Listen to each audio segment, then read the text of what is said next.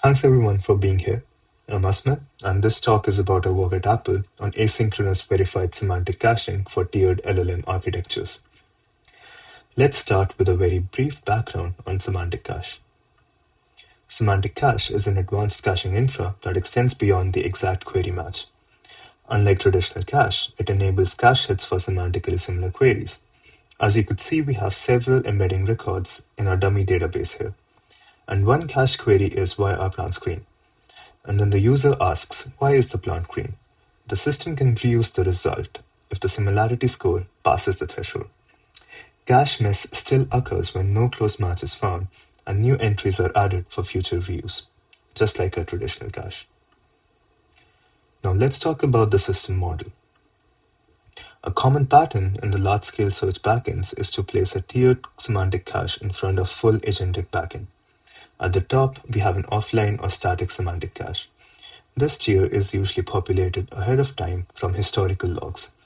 The entries are usually very selective and they correspond to recurring head or torso queries, and their answers can be produced by heavier offline pipelines. For example, larger models, additional review, or other quality control steps. So when we hit this tier, we are not just saving latency, we are also serving a more stable curated answer. Throughout the next few animations, I'll use Q for the incoming query and H for the top retrieved neighbor from the semantic cache index. I'll also use offline and static tier words interchangeably. So now let's look at 3 different cases to understand the baseline policy in detail. First is an offline hit. In this case, we see that the similarity between the top hit H and the incoming query Q is more than the static threshold, so a decision to serve the response of H is made. Now let's take a look at the case for a cache miss. Here, the top hit H is found to be below the static threshold for the offline semantic cache, so it goes to the online semantic cache where it's below the threshold again. So the response is now generated in real time by the agentic search backend and then is cached in the online semantic cache. Now in the online hit case, when the same query comes in, it can now be served using the online semantic cache because the similarity crosses the threshold. So what's the motivation behind this research? The key motivation is that static thresholds are often not perfect. You are seeing a density plot here where we plot the cosine similarity of the incoming query and the top hit on the x-axis, and this dataset is a sample of one of the larger datasets that we use. The red density plot corresponds to the cases where the top hit H was wrong, and the green density plot refers to the cases where the top hit was actually right. And the yellow line is the static threshold tau. We can assume that basically we are serving our traffic at this particular threshold.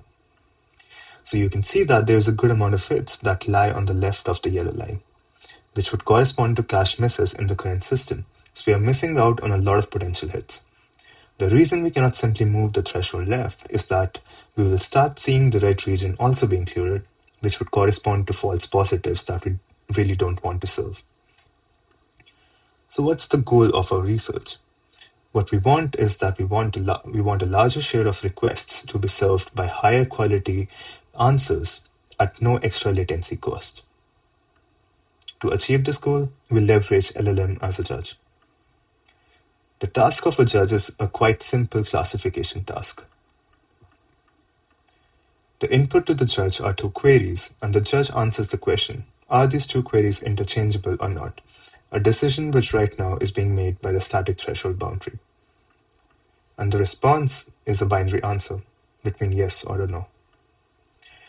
Now, here are a few examples where the cosine similarity lies below the threshold, but the LLM-based judge is able to mark them correctly as interchangeable. For example, the queries, what's the word on my dog having honey, and can my dog have honey, are understandably difficult for a cosine similarity to differentiate, but a judge can correctly reason about the equivalence of intent, which can be seen in the model's generated reasoning.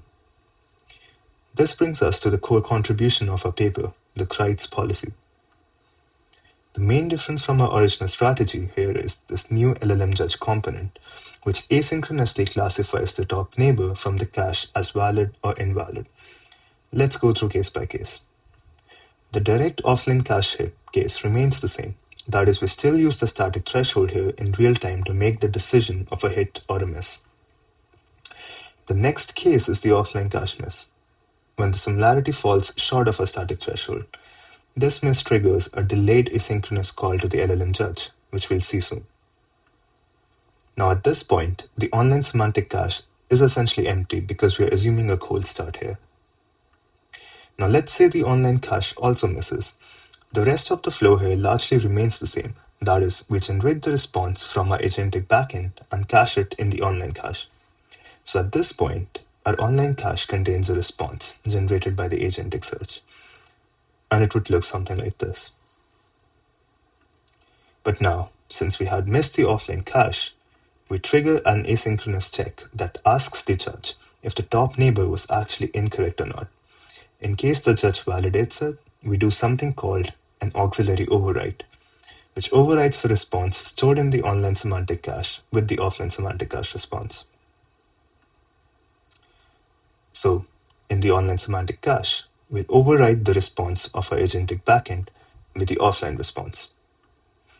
This means that the online cache, apart from being used as a dynamic cache, is also used as a secondary index for the offline cache, which it can leverage to increase its own coverage.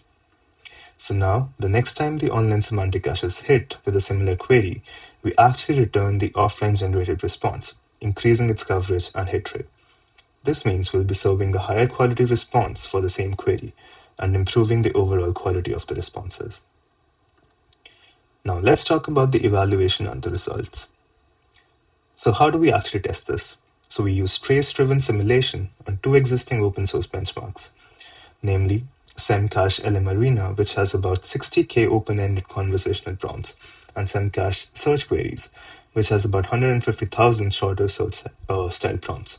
Now each trace gets shuffled once with a fixed seed. The first 20% is just the history that is used to seed the static tier. The remaining 80% is the held out evaluation stream that the system has never seen. Now Kreitz uses the exact same embeddings and thresholds as the baseline. The only thing that changes is the policy.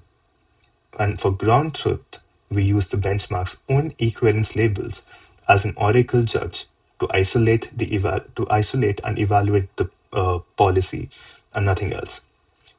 And although in a separate experiment, we confirmed that the models like Claude Opus 4.5 were able to achieve 99% accuracy on these labels from our benchmarks. Now here's the main result.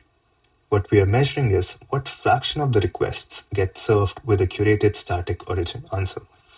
And for the baseline, that's just the direct static hits. Now for Kreitz, it also includes the dynamic hits that came from the verified promotions. On the conversational benchmark, the baseline serves about 8% from static origin, and Kreitz pushes that to over 19%, roughly 137% relative gain. On search queries, the baseline is just 2.2%, and Kreitz reaches 8.6, almost a 4x improvement. Now the key takeaway here is that Kreitz isn't changing the serving decision rule. The user-facing path is the same. What changes here is where the answer is coming from. And now more of them are coming from the curated static content or the offline content. Now this slide shows why these gains accumulate. Both simulations start with a cold dynamic cache. The static baseline, which is the dashed line, stays essentially flat because the static tier is read-only and dynamic tier just stores whatever the model generates online.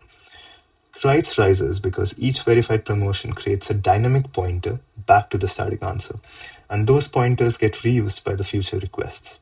On the left, for the conversational trace, you can see that the gain appears quickly and keeps climbing.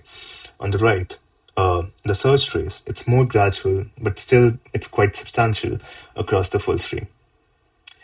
Now, the intuition behind this result is that the verified compute happens off the critical path, and every approved pair can pay dividends over repeated or paraphrased future queries. And that's why we see these big sort of gains. And yeah, I think this was it for our presentation. And thank you so much, everyone, for listening.